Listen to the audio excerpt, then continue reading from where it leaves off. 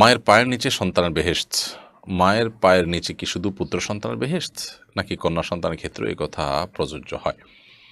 আহ, দেখুন, এ বিষয়ে প্রসিদ্ধ যে হাদিসের ভাষ্য বর্ণনা করা হয়ে থাকে, আল জান্নাতু তাহতা আকদামিল উম্মাহাত, মায়েদের পায়ের নিচে সন্তানদের বেহেশত বা জান্নাত, সেই বিষয়ে এই হাদিসটির বর্ণনাতে কিছুটা দুর্বলতা থাকলেও এর মর্ম বিশুদ্ধ হাদিস দ্বারা প্রমাণিত।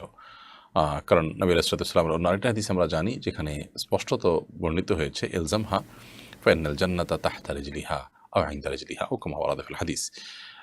মায়ের মাকে আঁকড়ে থাকো, মাকে আঁকড়ে ধরো, মায়ের খেদমতে নিজেকে নিয়োজিত রাখো, কারণ জান্নাত তার পায়ের কাছে। এখানে পায়ের কাছে বা পায়ের নিচে জান্নাত হওয়া বলতে আক্ষরিক অর্থে জান্নাত পায়ের নিচে হওয়া বোঝানো হয়নি, বরং এখানে বোঝানো হয়েছে যে মা সন্তুষ্ট, মায়ের সেবা করে তাকে তুমি সন্তুষ্ট করতে পেরেছো, তো জান্নাত পাওয়া তোমার জন্য সহজ।